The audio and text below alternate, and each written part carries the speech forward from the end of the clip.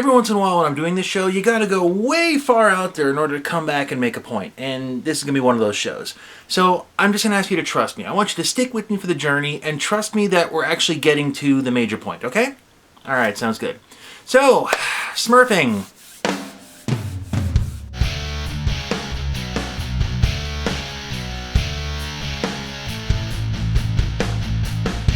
I very recently got into Rocket League. Now, Psyonix did it right. The vehicles are basically the same, save the hitboxes. There's integration with Steam, fast matchmaking, visually stunning courses. It works really well on weaker systems. My hat's off to the dev team. Or hats on, if they're taking a page from TF2, I guess. But I also appreciate that matchmaking seems to be pretty fair and honest for the most part. I do admit that I've logged in quite a few hours in the game already. Now, most of it's been a learning curve. I'm not used to the controls quite yet. We've joked about having a whiffing drinking game on the live stream, but people will probably keel over from alcohol poisoning. I don't claim to be good, and I know that I'm not good, so I'm happy to keep on playing rookie matches. Well, one morning I was playing and I got into a match that was just a complete blowout to the other team.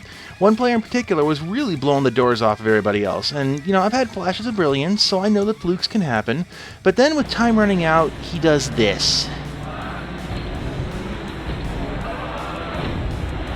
And my first thought when I saw that was, Smurf much? I was going to say something, but pick and choose your battles, really. But yeah, Smurfing. It's got a lot of definitions, including some that aren't gaming friendly, but we're just going to stick to the gaming ones. So don't go to Urban Dictionary and look it up there. Just for your sanity's sake, don't do it. You just did it, didn't you? You paused this video and you went over Urban Dictionary and you... Nobody listens to me. Back in my paintball career, we would call it squid stomping or sandbagging or newbie bashing, but now online all the kids call it smurfing, which is the art of entering a low-skilled match as a highly skilled player. Most of the people trace the term back to a StarCraft player named Schlonglor. Really? Okay. Back in 1999, but in my mind it's sort of out for debate because I've seen the term smurf used in that context since 1996, so yeah, the jury's still out in my mind. Regardless, it's a thing. High-level players jumping into low-level matches. Now, interestingly, I haven't seen this a lot on Rocket League, but I'll get into my theories about that a little bit later on. Now, of course, some do, obviously, but not as much as in, say, World of Tanks. You might think I'm picking on World of Tanks, but I see it there a lot. New player matches are filled with Smurfs, and yeah, I technically Smurf to get this footage, but this is an alt account that I never really play on, so there you are. It would be really easy to say, oh, they're just doing it for the easy wins, but much like the real world, it's not that cut and dry. And as much as I hate Smurfing, I can actually think of a couple reasons to defend it. A couple. Well, I started talking about paintball, might as well keep on going. We need to talk about walk-on games. This is the concept that on weekends, the field opens up and you can just walk on and play. You don't need a team, you just show up. And in every case, you have no idea what you're going to get into until you pull into the parking lot. Now, playing this way, I've been thrown into a lot of groups. I mean, everything from 100 to 100 battle royales to 3-on-1 stealth woods matches. I've been put in matches with completely new players and tournament professionals, and in most cases, I find myself being that guy. In gaming terms, I would have been the Smurf. But to be fair, I really didn't have much of a choice. I usually found this out after I already paid my entry fee and I bought paintballs, and at that point you just can't not play. The money is spent and fields aren't going to give you a refund because you think you're too good to play that day. So, in that case, it's the only real option for people to just go ahead and play anyway. I remember this one time I went to this one particular paintball field, and I knew the owner. He's a really cool guy. And I bought my paintballs, and I was buying my admission, and I asked him, well, what's the walk-on crowd look like tonight? He just kind of shook his head, and he said, yeah, it's the usual tourney meatheads, go easy on them. So I get it. You can only play against whoever shows up, but in an online world, that really doesn't work. Just due to the massive nature of the online community means that no matter what PvP game you want to play, no matter what time it is, odds are there's going to be 9 other people somewhere in the world who are awake, online, and at your skill level, and are more than happy to play the same game that you want to play 5-on-5. So the excuse of, well, it's the only group that's on, that doesn't work. And I can think of other reasons that are legitimate. For example, I want to play with my friends and they're new to the game. Okay, I understand that, I encourage that. It really wouldn't be fun for newbies to play against high-level players for their first time and get demolished all the time. Or, I've been asked to play this game and coach or mentor someone. Okay, that's not nearly as common as you would think, but it does happen. Many games have a camera option for that, but if not, yeah, you're probably going to have to jump in as a player. But beyond that, I really can't think of anything that I would even remotely defend. You remember at the beginning of all this, I said we'd be going the long way around in order to get to the point? Yeah, here's where I'm going to encourage you to pack a lunch and put on your favorite walking shoes, because here we go. Like I keep on saying, it's really easy to say, oh, they're doing it just to get easy wins, but I think the more important and the harder question here is this. Why is that important? Human beings are pretty much hardwired to win, or at least have a winning outcome to any given situation. I mean, if a Neanderthal had a losing streak, they would starve. On top of that, a lot of countries have this heavy cultural bias towards winning. Here's a quote that I'm actually surprised is not a tattoo on someone's arm or something like that. And outside of sarcasm, calling someone a winner is not considered an insult. Nobody wants to interview the losing team after the game. So I kind of see this as a double-edged sword. On one hand, I'm all for healthy competition, but on the other hand, I see it as being potentially very destructive. Depending on your bias, you can cherry-pick research to back up either claim, but you've seen both sides. Competition gives you a drive and an incentive to accomplish great things, but how many friendships have been destroyed over a Monopoly board? But what I find weird about that is that the cultural bias towards winning isn't 100%, because we'll get behind an underdog. We know they're going to lose, but we're going to get behind them anyway. I'm a Cubs fan. I know this all too well.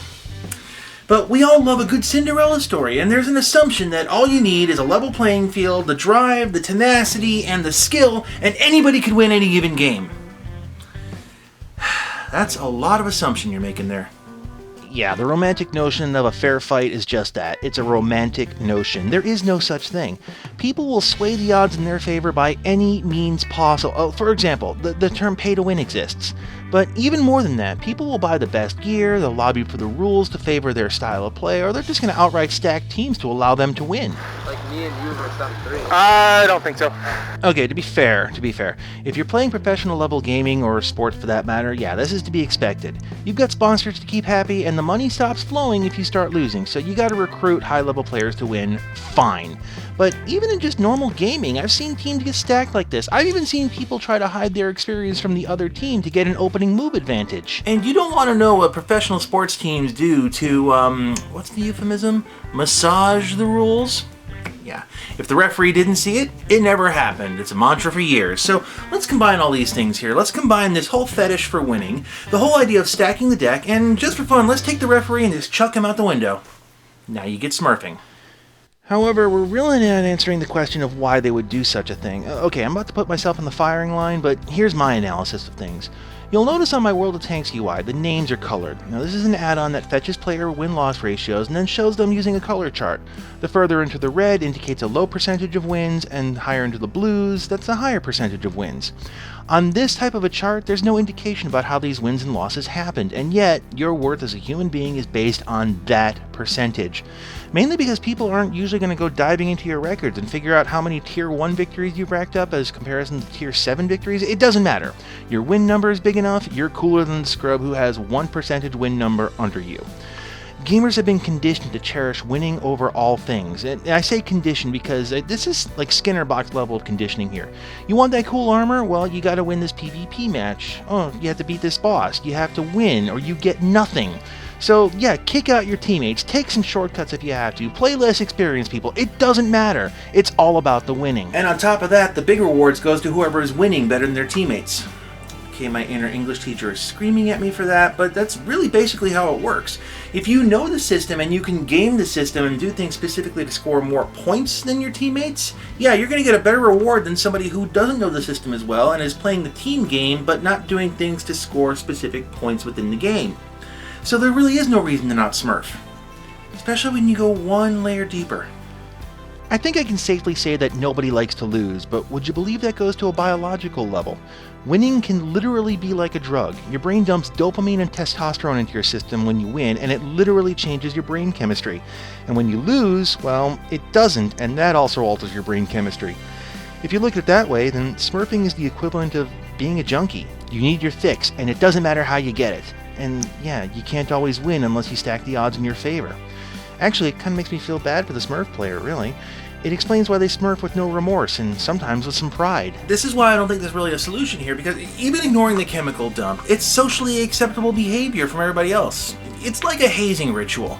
You know, either you take your lumps so that you can play with the big boys, or they're just going to badmouth as you're walking out the door because you're not a real true gamer. You'd have stuck with it if you were. There is so much I want to say, but we're going to ignore that for right now. But because of all that, there really is no good solution for this, other than to change the paradigm. I think one of the largest problems in gaming is this mentality that winning is more important than enjoying the game. Okay, if the mentality is to be believed, then fun is a byproduct of winning, and unless we're winning, we can't have fun, right? Yeah, I don't think so. Now, I'm not saying we have to go to non-competitive games, because, yeah, a lot of people say that, but it's not nearly as much fun as they think. What I'm saying is that the mentality and the rewards, they just need to change a little bit. Let's go back to paintball for just a moment here. I still got piles of gear. Now, triple what you're seeing here, and that's what I had when I was a hardcore player. I would literally fill the back of my Jeep with gear when I went to a field, and I did that because I realized if I was the guy, I could swap down to lower tech gear. Most of the long haul players that I knew also kind of did this, because we had this understanding that hardcore competition has a time and a place, and sometimes you just gotta hang that up for a while. And if you can't, well, your local playing pool gets smaller because the new players get driven off and they never come back. Paintball history is littered with dead fields that learned this lesson the hard way. That and in walk-on play, an actual human being could split the teams and make them as fair as possible. Now, if you played for a while, you know exactly what to look for. Everything from the clothing, the gear, how somebody's standing, that can tell you a lot. Now, for online games, this is just not practical, so they gotta shift things. Rocket League, they seem to get this. There's really no gain to smurfing. The points that you get are experience points, and they really have no intrinsic value to them other than a title and the ability to play against high-level players.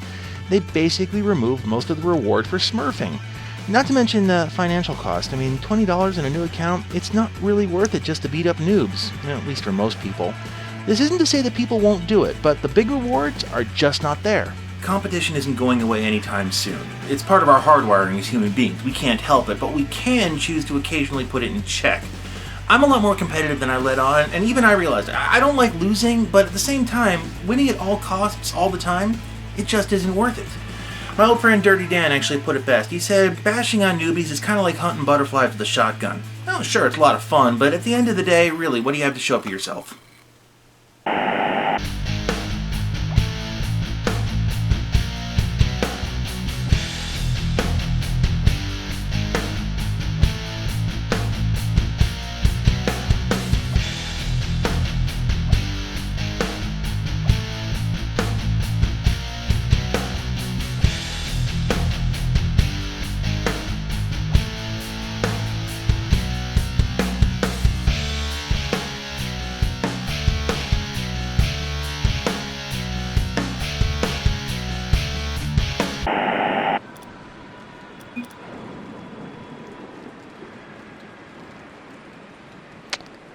Aren't people lovely?